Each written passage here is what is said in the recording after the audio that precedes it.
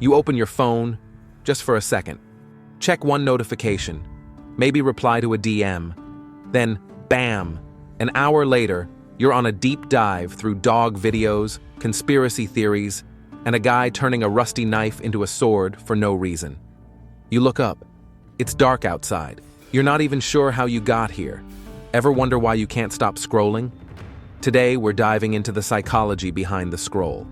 Why it feels so good, why it never ends, and how your brain is being expertly hacked without you even noticing. 1. The hook that never ends.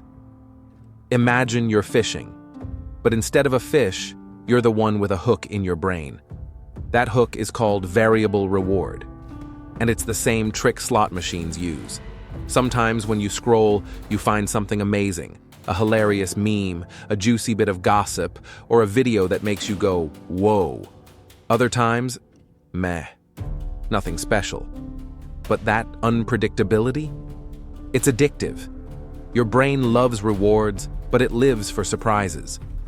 When you don't know what's coming next, your brain releases a little shot of dopamine, the feel-good chemical, just in case the next post is the one that blows your mind. So, what do? You scroll again and again. It's like pulling a lever, hoping for a win. Social media is a digital slot machine, and every swipe is a spin. 2. The infinite scroll trap. Let's talk about the infinite scroll. Sounds harmless, right? Just more content. But back in the day, websites had pages. You'd reach the bottom, you'd stop. Now, there is no bottom. You're on a treadmill for your thumbs. And that was on purpose.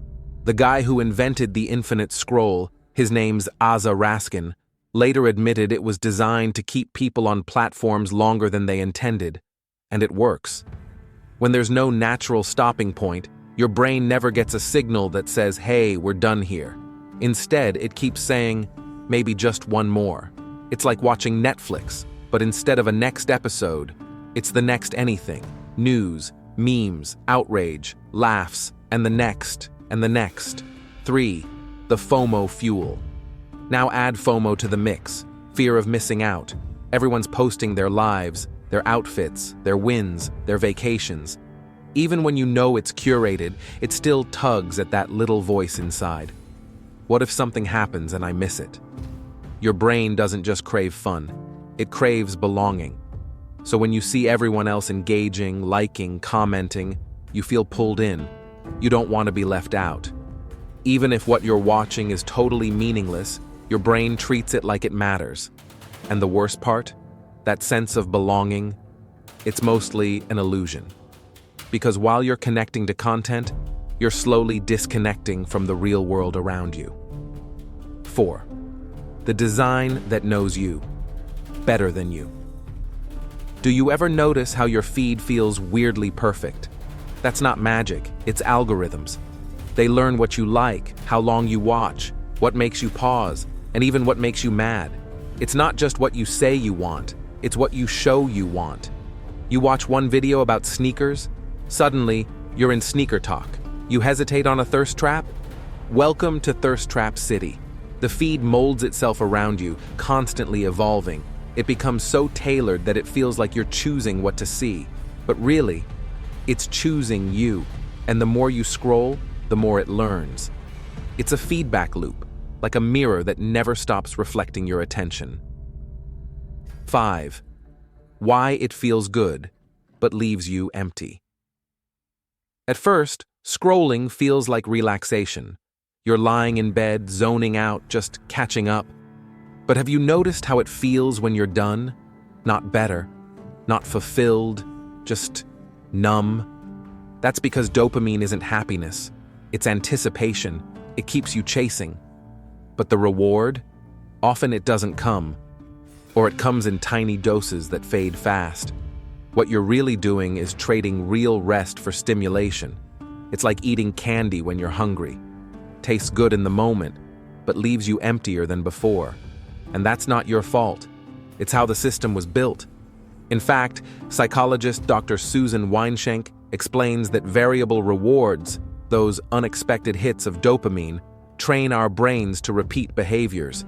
even when they're not good for us.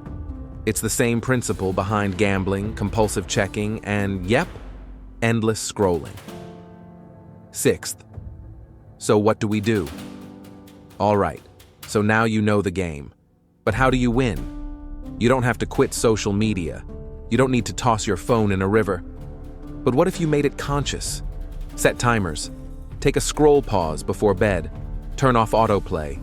Keep your phone out of reach when you're eating, studying, or hanging with friends. And ask yourself, am I here for a reason or just out of reflex? The moment you bring awareness to the scroll, you take back control. Your attention is valuable, not because it makes money for apps, but because it's the fuel for your life. So next time you catch yourself endlessly scrolling, pause, breathe, and remember, you're not a machine, you're a human. Take your mind back. If this made you stop and think, even for a second, share it with someone else who needs to hear it. And hey, if you're into understanding how your brain really works, stick around. We're just getting started. What's your take on this? Let me know in the comments. I'd love to hear your perspective. Thank you.